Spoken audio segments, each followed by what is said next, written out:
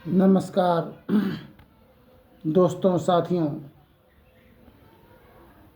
मानवता का हनन और जीवन का पतन हो रहा है। इसके संबंध में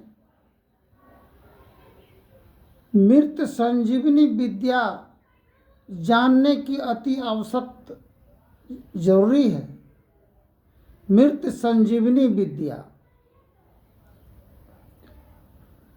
लख 84 भर्म के पहुपी अटकी आए, अब की पासा ना परी, फिर 84 जाए। संत महापुरुषों की वचन है कि हम लोग कितने योनियों से भ्रमण करते हुए यह मानव तन को प्राप्त किए, किंतु मानव का सबसे सर्वप्रथम लक्षण इंसानियत और मानवता का होता है। एक पिता करीब वृद्ध व्यक्ति 95-100 साल का था। वह कहा कि देखिए दास जी, मेरा बेटा सर्प बन गया है। सर्प डंक मारने के लिए आता है। तो सर्प जब तक बिल में होता है तब तक फन को कुचलने वाला उसका कोई नहीं होता है, मारने वाला कोई नहीं होता है। जब बिल से बाहर आता है तभी उनका सभी मानव उनका दुश्मन बन जाते हैं या सर को कुचलना प्रारंभ करते हैं।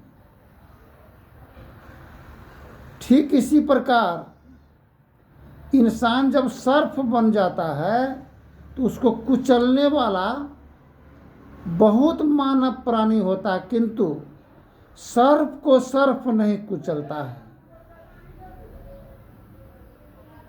ठीक इसी प्रकार हम लोग इंसानियत हैवानियत का हद पार कर गए हैं, सीमा पार हो गया है। एक इंसान को कुचलने में लगे हुए हैं, जीवन का वध करने में लगे हुए हैं। बाल बच्चों का जीवन रसातल की ओर जा रहा है। तो फिर उस पुत्र से पूछे कि आपका पिताजी बोल रहा था कि मेरा बेटा सर्प बन गया है। पुत्र बोला कि जब सर्प बन ही गए हैं तो सर्प से क्या लेना देना है, सर्प को छोड़ दे। सर्प से क्या मतलब है? हम इंसान बन करके जन्म लेकर के आए जमी पर, और सर्प अगर बने हैं, आखिर खामी कमी किसमें है? ये सर्प विषधर विषैला जीव का आया कहाँ से जगत में? आखिर इस सर्प का विष का समाधान और निवारण होगा कहाँ? पुत्र बोला।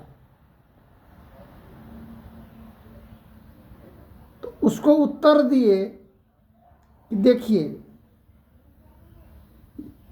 जिस बिल से सर्प बाहर निकल करके आया और सारे जहां की लोग दुश्मन बन गए उनका, अब पुनः फिर बिल में ही जाने की आवश्यकता है, तभी जान बचेगा। जिस प्रकार पांचों पांडव के लिए लाहागृह का घर बना था, उनको जला करके भस्म करने के लिए महाभारत के समय में, किंतु विदुर के संकेत के माध्यम से बोला सारे जंगल में अगर आग लग जाए तो मूसा कैसे बचेगा? उसी संकेत के ही माध्यम से पांचों भाई और कुंती माता का जान और प्राण बचा। उस संकेत से बिल सुरंग बनवाए लाहागृह घर में, गुप्त सुरंग, और उसी मार्ग से पांचों भाई और कुंती सहित वहां से निकल गए। अंत में लाहागृह में आग लगा दिया गया और यही पता लगा कि अब सभी कोई मेरा जो दुश्मन था विषैला सर्प, आज उसका अंत हो गया। अब हमसे युद्ध करने वाला कोई नहीं होगा, क्योंकि सारे राज पर मेरा समस्त अधिकार होगा। स्वयं पूर्ण विजयी रहेंगे हम, मेरा विरोध करने वाला कोई नहीं होगा। ठीक इसी प्रकार यह जीवन हम लोगों का इस जमी पर जो आए तो माँ के सिकम राह मार्ग से ही आए हैं, और रास्ता आने का और जाने का रास्ता जिस घर दरवाजा में होता है तो उसी होकर के आने और जाने का रास्ता है। किंतु इसी में से एक गुप्त सुरंग है, वह दिल है। दिल, मंदिर छोड़ो मस्जिद छोड़ो, ये सभी मुजाका है। दिल किसी का मत तोड़ो बंदे, यही घर खास खुदा का है। हम लोग दिल को कुचलने में लगे हैं, मरोड़ने में और तोड़ने में। मंदिर पक्ष की अनुयायी हैं ब्राह्मण।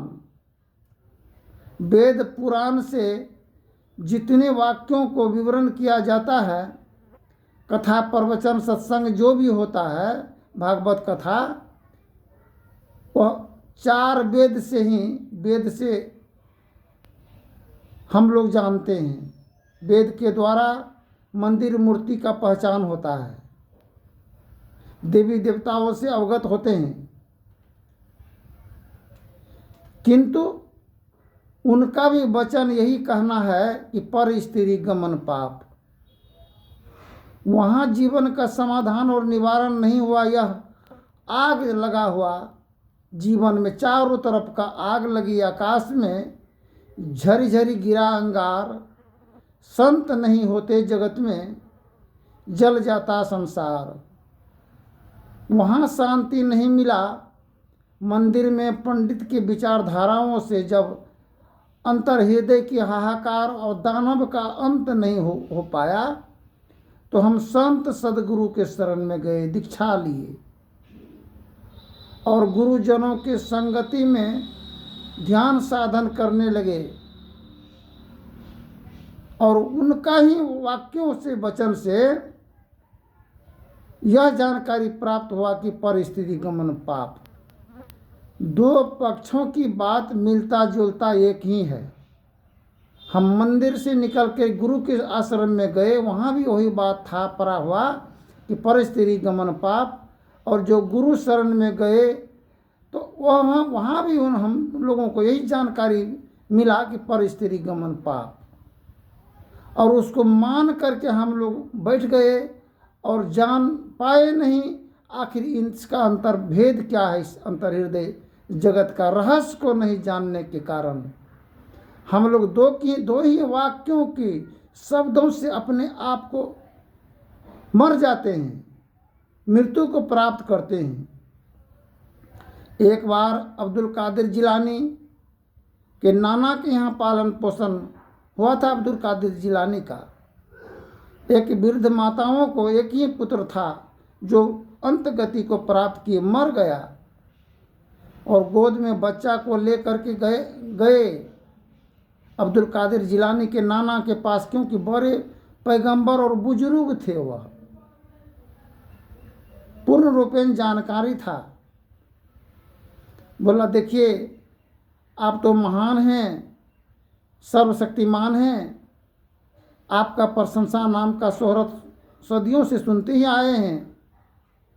मेरा एक ही पुत्र था और मेरा पति भी चल बसा, और सहारा एकमात्र यही पुत्र का ही है, और उस पुत्र का अंतगति प्राप्त हुआ है, मृत्यु प्राप्त किए हैं। इनको जीवन दान की अभिलाषा हेतु आपके सन्मुख उपस्थित हुए हैं। इतना हम पर कृपा दया दान कीजिए। मेरे बच्चों को जीवित करने की कीजिए। बोला माता, इस जगत में जो जन्म लेकर के आए हैं उनका तो मृत्यु निश्चित है ही, ये नहीं जी पाएगा। आग्रह विनती करने पर जब नाना उनका नहीं सुना अब्दुल कादिर जिलानी का, वहाँ से बच्चों को लेकर के आने लगे।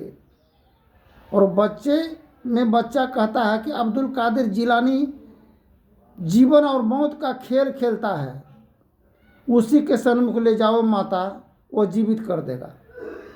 अब्दुल कादिर जिलानी मदरसा में जब दाखिला था तो बच्चों के साथ में खेलने के क्रम में बच्चों को कहता था कि मर जाओ, सभी बच्चा सो जाता था। फिर कहता था कि जी जाओ, तो सभी बच्चा उठ जाता था, जग जाता था, जीवित हो जाता था। उनका वचन में यह पावर था। मर जाओ, सब सो जाता था, मर जाता था, जी जाओ तो जी जाता था। अब उसी जब बोला कि मर जाओ, अब उसी के लाट में मरा हुआ बच्चा को भी ले जा कर के सुला दिया बूढ़ी माँ।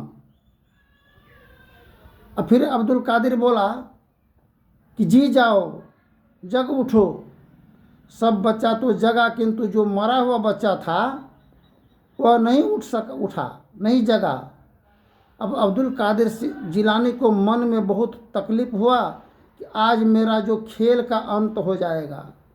ये ज़िंदगी और मौत का जो खेल सब दिन से खेलते आए हैं हम, विद्यालय में, गुरु आश्रम में, आज मेरा अंत हो जाएगा। अब्दुल कादिर जिलानी माता पिता की पुण्य के प्रताप से, शक्ति से वह जन्नते इलाही लोह नूरे नज़र में देखा इस बच्चों का तो मृत्यु है, ये तो पहले से ही मरा हुआ था, जो इस सन्मुख में रख दिया था, और ये जीवित हुआ। फिर दोबारा खेल खेला वही, मर जाओ, सभी बच्चा सो गया उसी बच्चों के लाट में। फिर बोला कि जी जाओ, तो जो मरा हुआ बच्चा था, जो सुलाई थी माँ, बूढ़ी माँ, एकलौता पुत्र की माँ, वो भी बच्चा जग उठा। शक्ति कैसा होता है। नाना को मालूम हुआ कि जिस बच्चा को आप कहते कि नहीं जी पाएगा, अब्दुल कादिर जिलानी आपका नाती जिला दिया है उसको। नाना दौड़ते हुए आए, बोला ये तो संविधान का खिलाफ कर रहा है, ये तो अनर्थ हो जाएगा धरती पर, मृत्युवन का नाम मिट जाएगा। नाना जब उधर से आए, बोला नाना आ रहा है तुम्हारा अब्दुल कादिर जिलानी। नाना के डर से अब्दुल कादिर जिलानी भागने लगे, कब्रिस्तान होकर के जो भागने लगे, जितना मैयत कब्रिस्तान में पड़ा हुआ था मिट्टी मंजिल के हेतु, वो सभी मुर्दा उठ करके खड़ा होकर के वह भी अब्दुल कादिर जिलानी के साथ में भागने लगे। इतना शक्ति था उनके पास। ठीक इसी प्रकार नाना उसको रोका, बोला कि रुक जाओ, हम कुछ नहीं कहेंगे, रुका। तो जो मरा हुआ था तो वो तो जी ही गया, अब तो उसको कौन मारेगा।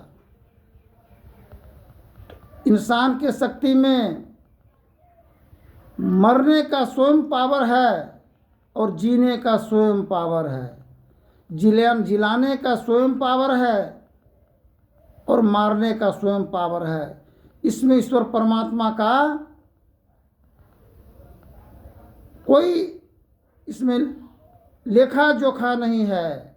वो अपने से नहीं आते हैं जीवन लेने के लिए। हम अपना जीवन को अपने आप से स्वयं को अंत कर लेते हैं।